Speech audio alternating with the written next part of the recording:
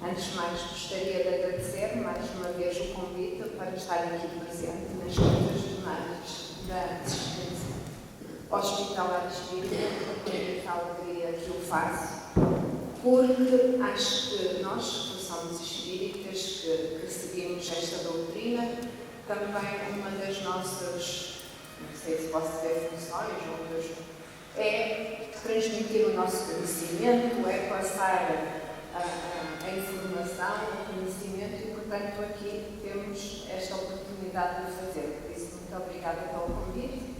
Perdoem se houver algumas escalinadas, que posso dizer, porque também ainda estou em aprendizagem, não é? Ainda estou a aprender. De cada vez que estudo estes temas para estar aqui, é uma aprendizagem, não é? Mas não sei tudo, na realidade, mas como hoje o tema até vai ser a reencarnação, com certeza que irei ter muitas reencarnações e que daqui a uns milhares de anos já estarei num outro ponto, como todos nós, a discutir assuntos muito diferentes e muito vastos. E hoje o meu tema vai ser a reforma reencarnatória dos deficientes. Foi o que eu propus trazer até vós. Tenho que colocar óculos porque a visão já falha. Portanto, o que é isto dos deficientes? Porquê que lá está? O que é que uns nascem com saúde, nascem com tudo perfeito e outros de nós nascem deficientes? Porquê que a doutrina espírita, para mim, faz também todo o sentido? É porque dá explicações, não é? Traz-nos o conhecimento de que porque que há pessoas que são deficientes e outras não. E não é aquela doutrina, não é? Ou aquela religião em que diz que nós somos castigados de algum modo e por isso somos deficientes, não é? Aqui nós temos uma doutrina, uma filosofia baseada no amor, na justiça e na caridade. Amém? E isso a mim dá-me um grande alento para manter sempre este meu percurso. A mim faz todo sentido. Podem estar aqui pessoas que não seguem a doutrina espírita, que têm outro credo, outra religião, e também são muito bem-vindos, porque na doutrina espírita é isso que importa. Todos são bem-vindos, todos estamos em aprendizagem. Voltando agora então no tema, porque a doutrina espírita oferece esta perspectiva espiritual profunda e consoladora sobre a deficiência, entendida como parte do processo evolutivo do espírito. Ou seja, eu sou deficiente, eu nasço com uma deficiência, eu fico deficiente ao longo da minha existência aqui na Terra, mas não é um castigo. É um processo evolutivo do espírito. A reencarnação é então um mecanismo que permite ao espírito imortal e em constante aprendizagem vivenciar diferentes experiências na matéria com o objetivo de quê? De progredir sempre moral e intelectualmente. As duas partes são muito importantes para a nossa evolução. Dentro deste contexto, então, as deficiências físicas e mentais não são castigos. Temos que, para quem não tiver este entendimento, esquecer, não há castigos divinos. Deus não castiga ninguém e Deus também, como todos nós sabemos, não premia ninguém. Nem castiga, nem dá prémios. Cada um de nós faz o seu trabalhinho e é por aí que nós vamos andando. Mas temos oportunidades educativas e expiações de débitos do passado ou até mesmo missões voluntariamente aceitas por espíritos mais elevados. Essa visão, não é? A visão da doutrina espírita, rompe com a ideia por trás, não é? A ideia fatalista ou puramente ideológica da deficiência, trazendo uma compreensão mais ampla e compassiva das causas espirituais por trás dessas condições, reforçando a importância da empatia, do respeito e da inclusão. Infelizmente estamos no século XXI e ainda Já estamos um pouco melhores, mas ainda muitas vezes falta esta questão desta empatia, do respeito e da inclusão perante as pessoas que às vezes nós achamos que não são iguais a nós porque são com alguma deficiência. E a doutrina ajuda-nos nisso.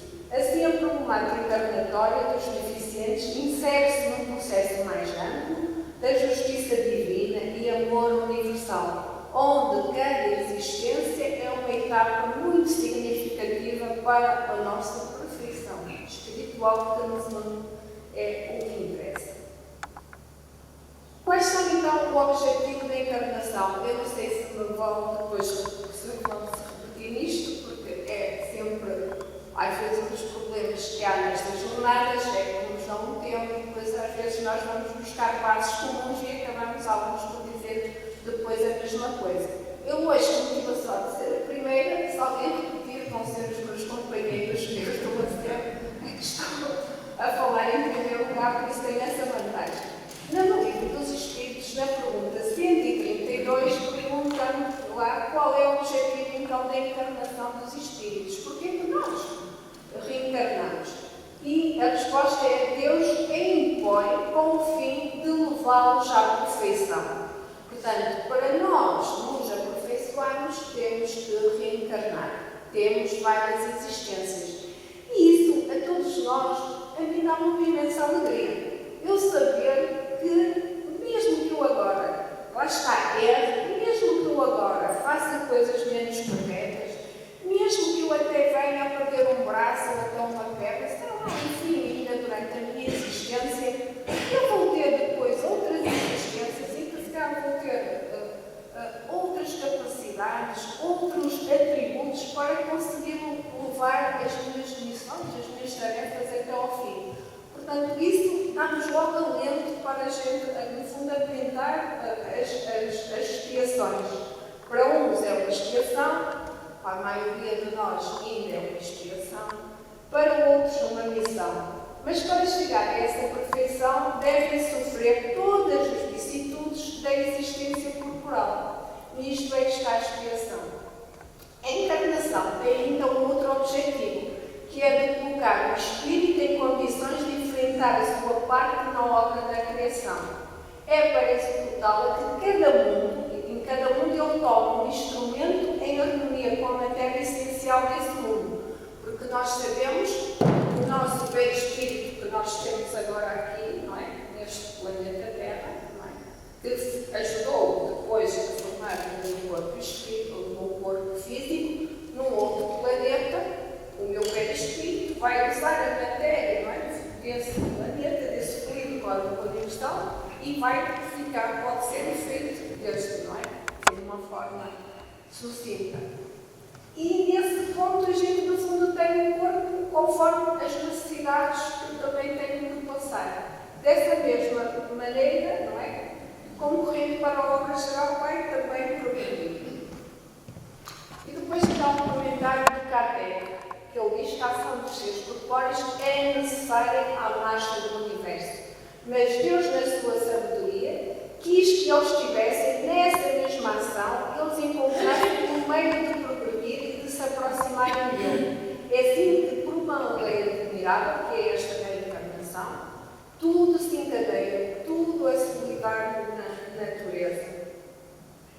Depois havia lá uma linha, que é 133A, e eu retirei este bocadinho, que diz: quanto menos imperfeito o espírito for, menos tormentos sofrerá. Ou seja, quanto mais nós nos vamos aperfeiçoando, quanto mais nós vamos evoluindo, quanto quer a parte moral, quer a intelectual, menos tormentos nós vamos sofrer. Agora, cada um de nós, no fundo, olha para dentro de si, porque depois vejam ali aquela parte. Aquele que não é invejoso, quantos de nós, por muito que a gente se esforce, ainda às vezes não há lá uma restinha desta questão da inveja assim, nem ciumento. Acho que eu, pelo menos, ainda não vejo, ainda estou ali naquele ponto. Nem avarento já não vejo muito. Nem vicioso, não terá os tormentos que decorrem desses defeitos. Se cabe a cada um de nós perceber que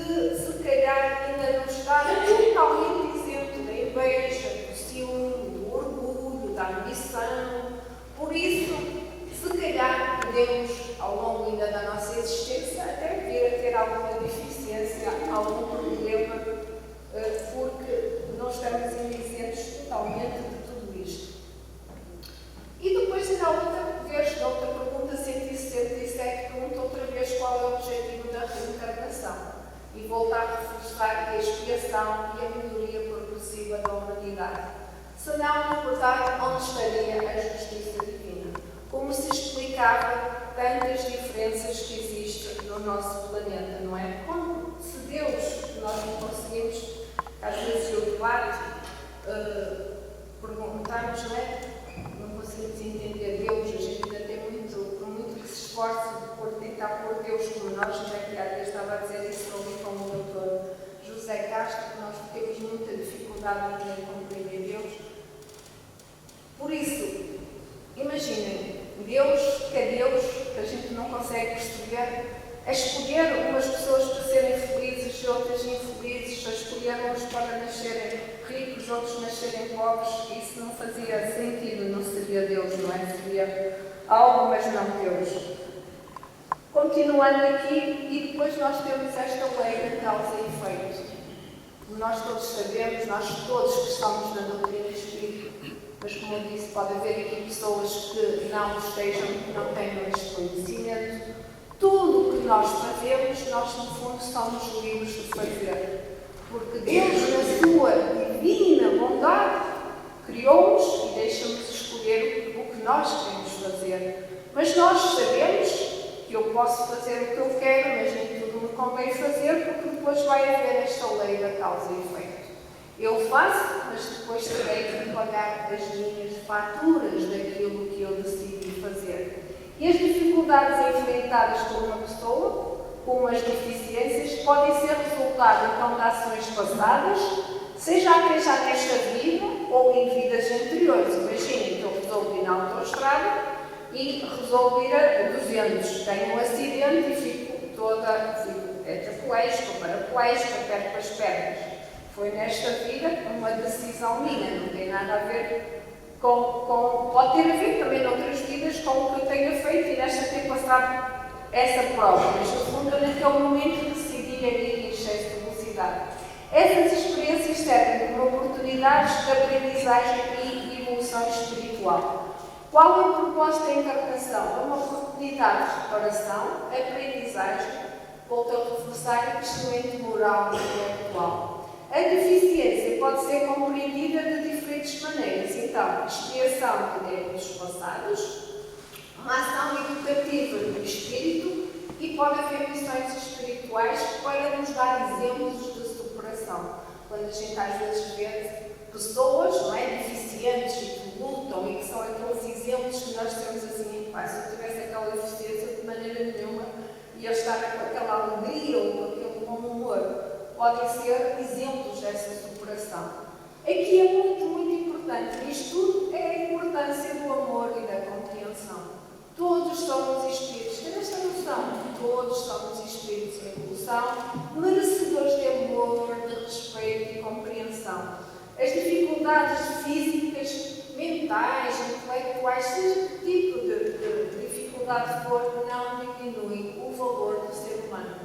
Pois somos espíritos imortais. E também esta perspectiva de esperança e da solidariedade. A deficiência traz-nos isto. A compreensão espírita incentiva a solidariedade e o apoio às pessoas com deficiências, reconhecendo nelas a oportunidade de crescimento espiritual, tanto para elas, tanto para quantos estão em seu retorno. Alguém que me controla o tempo, porque eu geralmente falo muito, para não estragar depois o tempo ainda tenho para os próximos. Então, olhando com esta perspectiva, acho que qualquer um de nós que está aqui, depois de tudo que eu já disse, se eu não tivesse ali aquela resposta, acho que a deficiência então é um castigo. Acho que todos nós diríamos que não. A deficiência não é um castigo. E na pergunta 258 pergunta, então, no estado errante, antes da nova existência corpórea, o espírito tem consciência e previsão do que vai acontecer durante a vida? E a resposta é: ele mesmo escolhe o género de provas, ou seja, nós escolhemos as nossas provas que quer experimentar, e nisto consiste o tal livre-arbítrio, de eu escolher, não é, aquilo que eu quero, no fundo, trabalhar, que eu quero melhorar em mim, que eu quero progredir. Mas depois, a 259,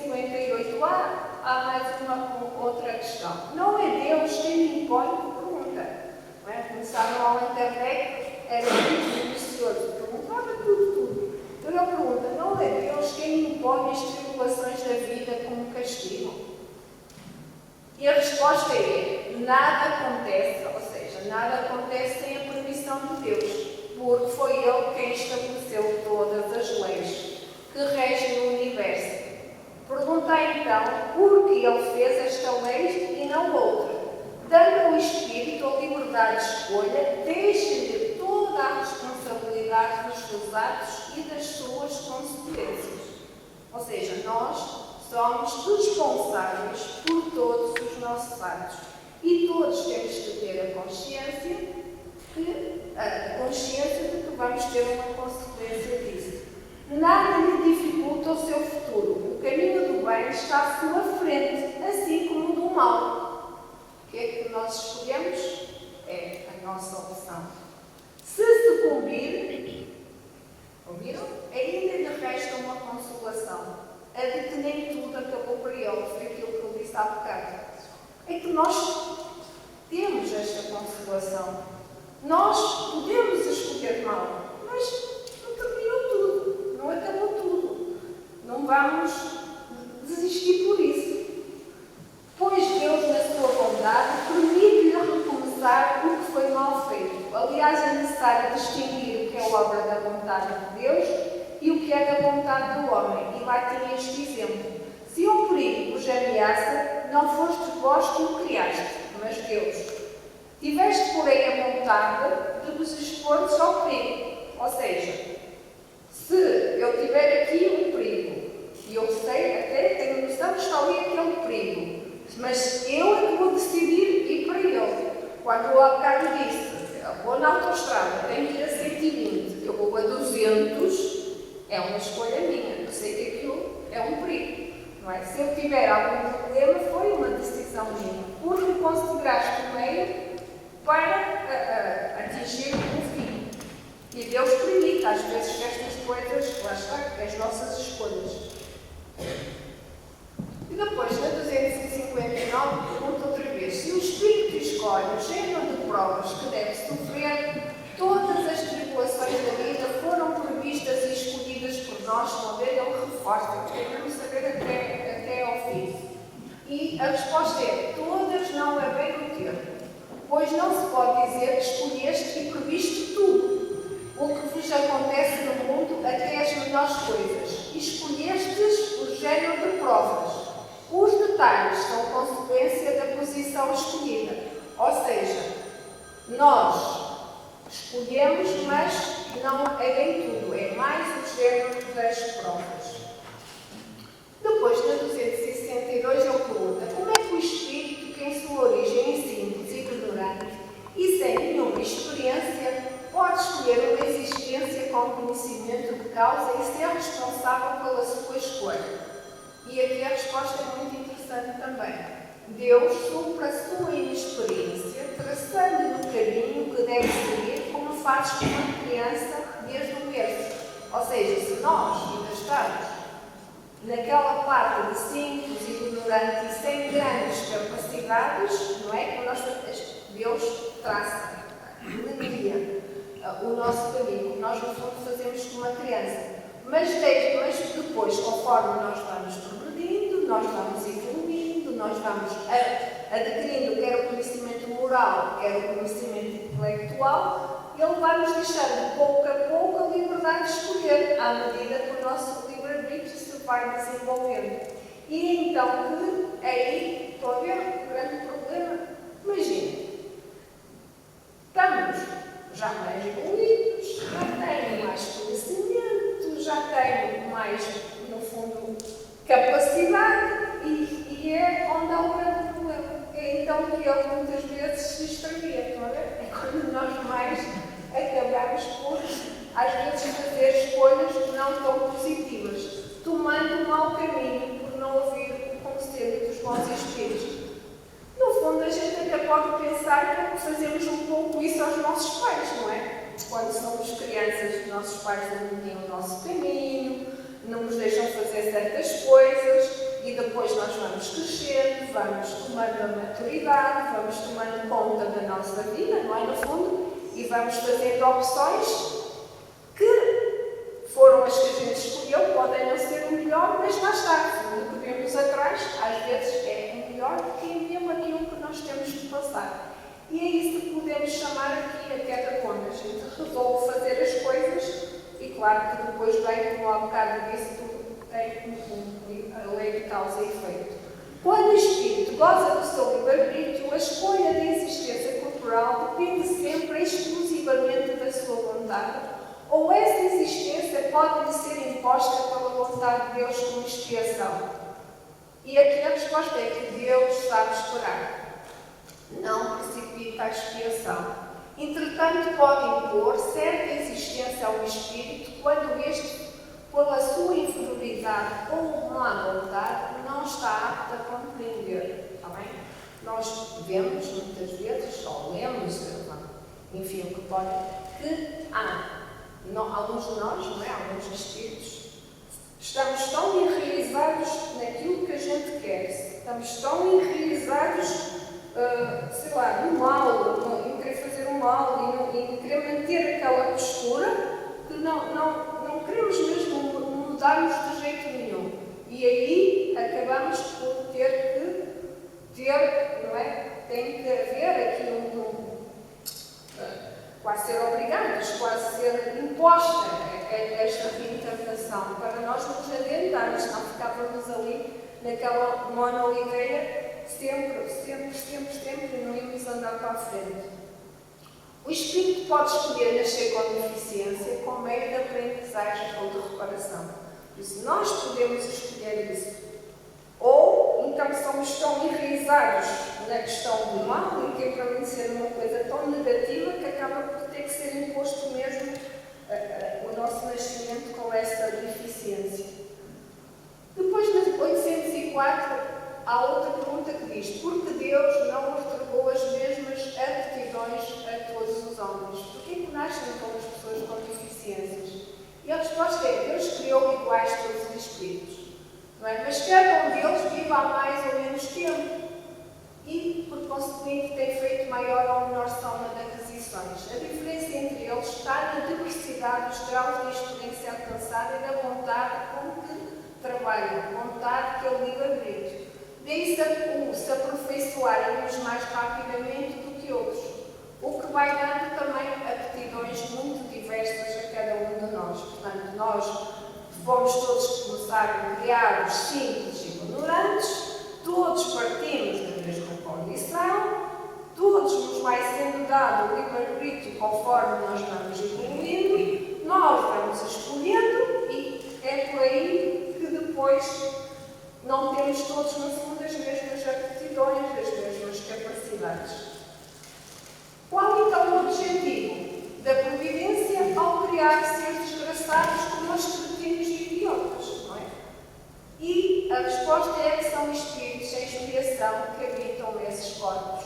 E esses espíritos sofrem com o constrangimento a que estão sujeitos e pela impossibilidade de manifestar-se através dos órgãos não desenvolvidos ou defeituosos.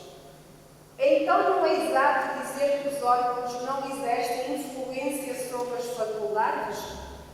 E a resposta é: jamais dissemos que os órgãos não exercem influência. Eles exercem, e muito grande, sobre a manifestação das faculdades, mas não produzem as faculdades.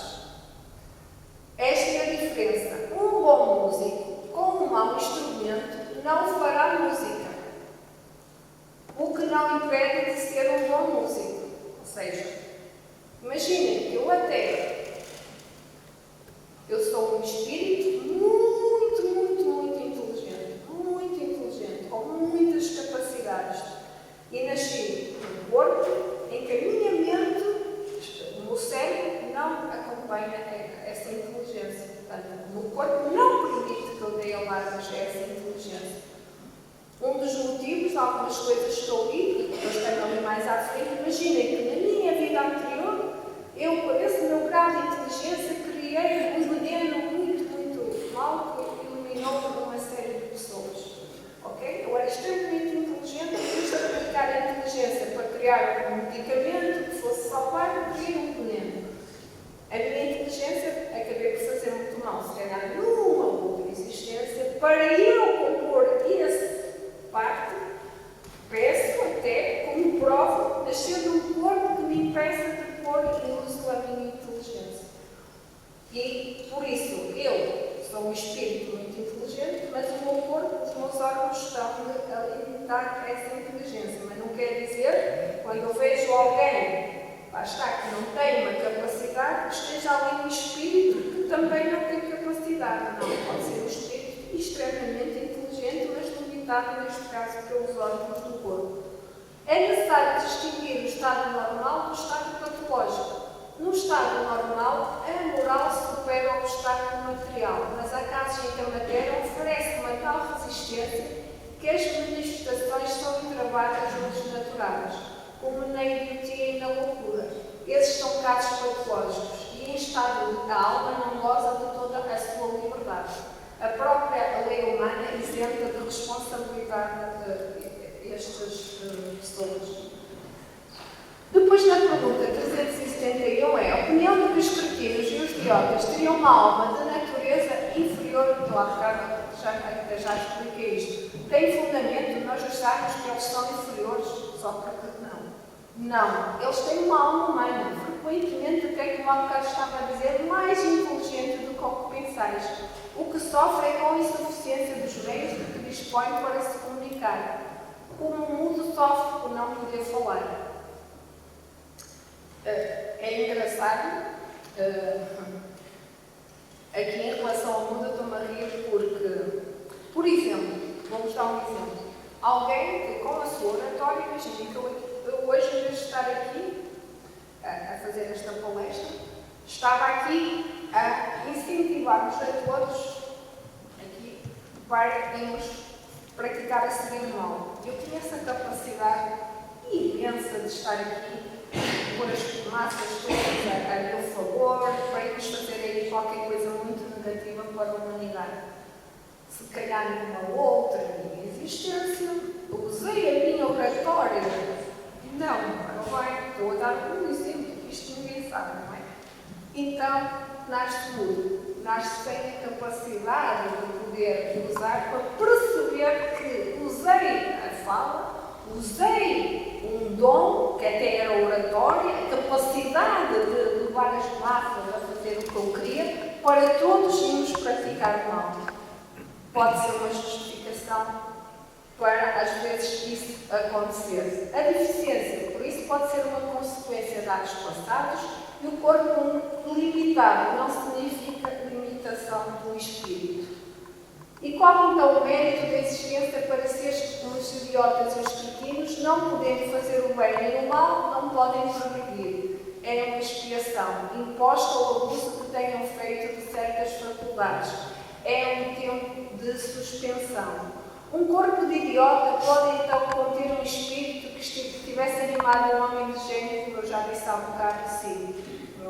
Geralmente, muitas vezes até é isso que acontece. A superioridade moral não está sempre na razão da superioridade intelectual, como sabemos.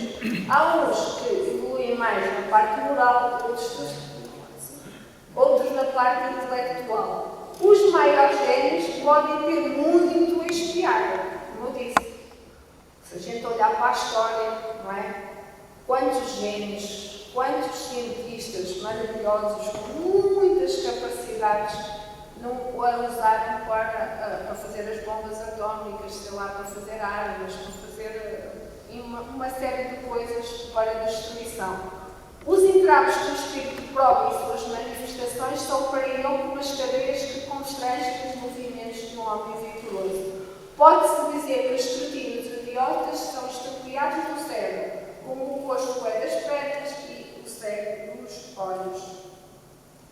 O idiota do estado de espírito tem consciência do seu estado mental, ou seja, quando está encarnado, aquele espírito percebe o que é que lhe está a acontecer e a resposta é sim, muito frequentemente. Compreende-se que as correntes que embaraçam o seu desenvolvimento são uma prova de expiação.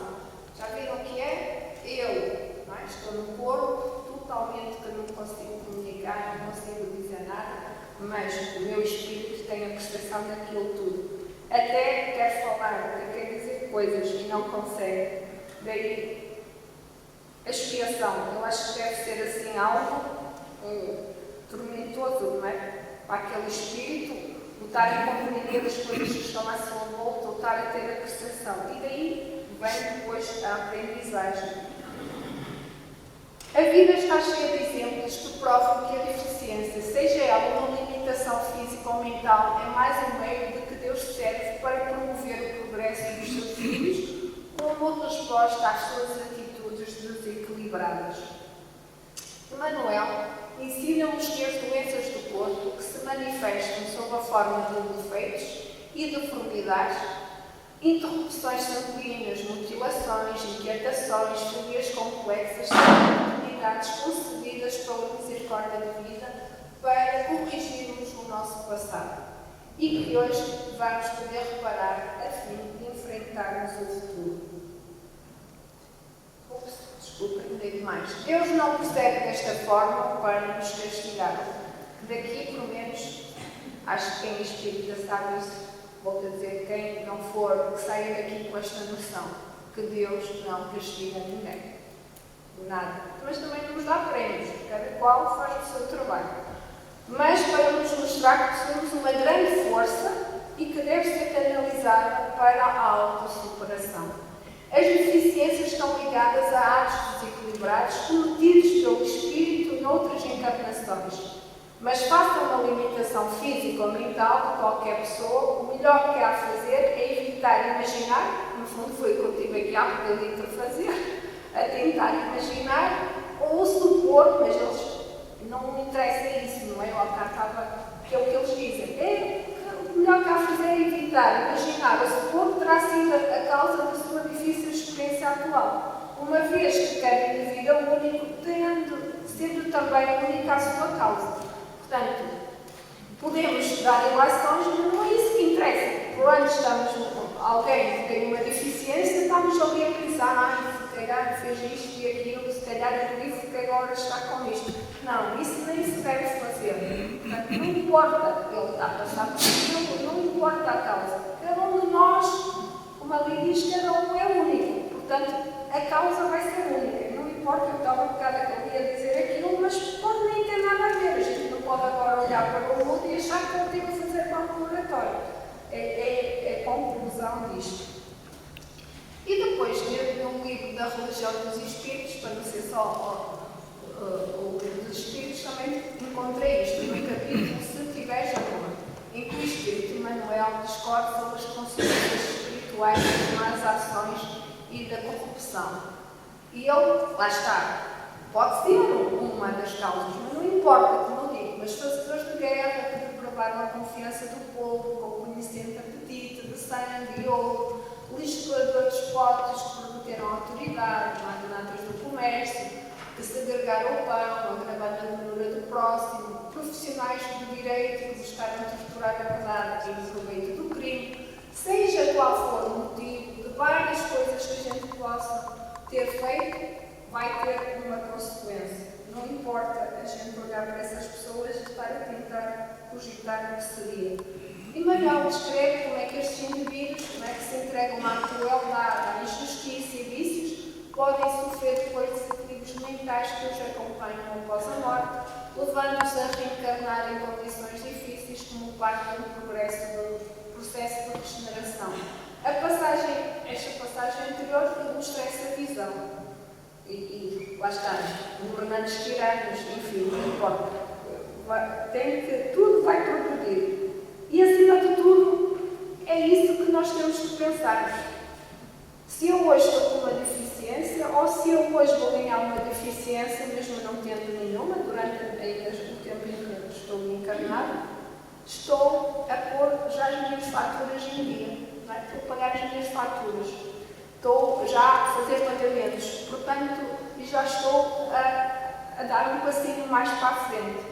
Portanto, olhar sempre com esta perspectiva, lá está, de amor, de justiça e de caridade nisto tudo. Deficiências físicas e mentais, sob a ótica espírita, isto é o que importa, são oportunidades de aprendizagem e evolução espiritual.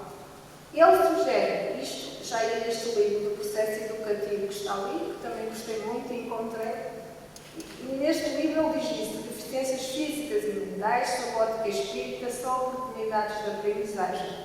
Ele sugere que tais condições podem ser o resultado das escolhas espirituais anteriores ou necessidades educativas impostas pela justiça divina.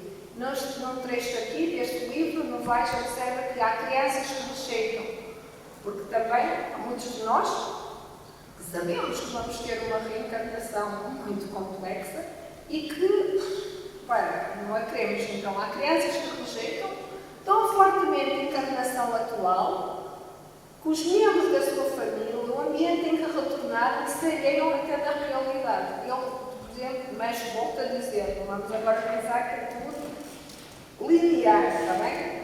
Experimenta uma rejeição muito grande à atual encarnação. O espírito prefere permanecer vinculado ao passado, a algo distante e remoto, que de alguma forma lhe recompensa. Neste livro diz que alguns casos podem levar ao autismo, mas não vamos agora dizer que todos os autistas, ok? Que é tudo por causa disto, está bem? Ele também acrescenta que o mutismo, a indiferença, a ausência quase completa de emoções geralmente têm as suas raízes em encarnações anteriores. Ele, quantos? Mais um minutinho. Pronto, neste livro ele também enfatiza a importância do tratamento especializado para crianças com estas dificuldades, lá está, psicólogos, terapeutas, esta educação infantil que nós já temos, não é? Pediatras, psicologia infantil, para ajudar. E estas passagens refletem a visão, é que está deste Novaes, em que as deficiências não devem ser vistas também como punição, no fundo é dizer o que do livro dos Espíritos eu já falei atrás.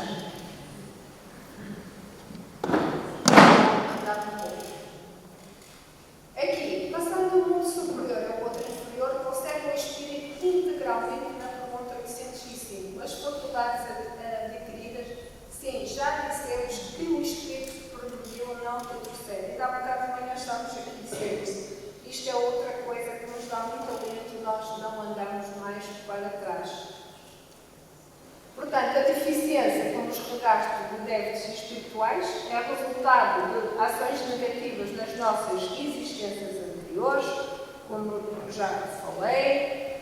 É uma oportunidade de aprendizagem. A deficiência pode ser uma escolha de espírito para aprimorar moralmente, desenvolver qualidades como a nossa resiliência, compaixão, superação. A vida com uma deficiência pode ensinar a paciência, a humildade. Temos que olhar para isso, tanto para quem vive com essas pessoas, como para quem está a passar essas provas. A deficiência como exemplos de amor e coragem, espíritos elevados podem encarnar em condições, por isso é que eu estou a dizer, não podemos linear tudo, porque podem ser elevados e podem encarnar em condições desafiadoras para ensinar aos outros. Por isso é que a gente não pode dizer, ali é um espírito, não. A importância da fraternidade e do respeito. Por isso eu posso ter um espírito muito elevado e decidir nascer naquela família em condições desafiadoras para ajudar e eu próprio fazer este ensino. Muitas pessoas com deficiência desempenham um papel fundamental na evolução moral da sociedade, servindo de exemplo de coragem e fé. Por isso, a presença de uma pessoa com deficiência pode servir como exemplo, vou dizer, de superação, coragem e amor, trazendo lições valiosas para aqueles que a rodeiam. Portanto, a deficiência não é vista como uma manifestação do Deus positivo e a justiça divina é sempre premiada pelo amor. Sempre, sempre. A deficiência não é um castigo, mas uma oportunidade para o espírito se melhorar e auxiliar os outros a evoluírem. E a condição de deficiência não deve ser de revolta, mas ser encarada como uma parte do processo evolutivo.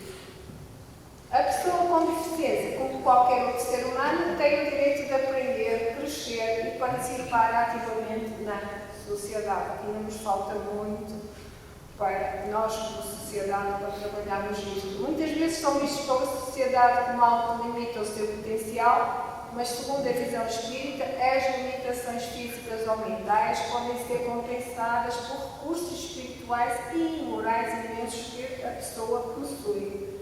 O desenvolvimento de uma sociedade, que era isto que nós todos temos que trabalhar, deve ser mais inclusivo e acolhedor, é, portanto, um reflexo do avanço moral de nós, uma sociedade de espíritos encarnados. Quanto mais inclusivos e acolhedores nós ficamos como sociedade, quer dizer que mais evoluídos nós todos estamos. À medida que a humanidade evolui, compreendo mais profundamente a necessidade de respeitar, valorizar e integrar as pessoas com deficiências. Vamos acabar. Reconhecendo que elas desempenham um papel fundamental neste progresso coletivo de aprendizagem e transformação. As dificuldades enfrentadas por aqueles que possuem alguma deficiência podem também representar estas oportunidades de superação. São espíritos que podem ensinar o valor do esforço, como eu já disse, da paciência e do amor. Para concluir mesmo, então a problemática encarnatória das pessoas com deficiências dentro da doutrina espírita é um tema que envolve a compreensão profunda da reencarnação, da justiça divina e da evolução espiritual. A deficiência não é vista como um castigo, certo? Ou uma fatalidade, mas como uma condição que pode ter diversos sentidos e razões espirituais, todas ligadas ao processo de aprendizagem e crescimento do espírito. A visão espírita propõe-se uma atitude de empatia, respeito, compreensão e desafia-nos a olharmos para a deficiência não como uma limitação, mas como uma oportunidade de aprender e crescermos todos juntos, enquanto seres imortais, em busca da perfeição. Portanto, pode ser então o resultado, últimas mensagens a reter. Pode ser o resultado de escolhas passadas, não um castigo, e a deficiência permite o exercício da paciência, da empatia e da superação. Por isso, se olharmos de outra maneira, então a ver o que é que podemos trabalhar. Podemos trabalhar a paciência, a empatia, a superação, tanto para o indivíduo, tanto para a sociedade, para nós como sociedade. O papel da família é muito importante e da sociedade. A convivência que temos com pessoas com deficiência, já bem, podemos aprender todos. É uma grande oportunidade que às vezes deixamos passar. Assim como devemos encarar as pessoas com deficiência, com respeito, caridade e empatia. Eles cumprem um papel importante na sociedade e nos ensinam grandes lições morais. E aqui estão as referências dos livros para esta apresentação e obrigada.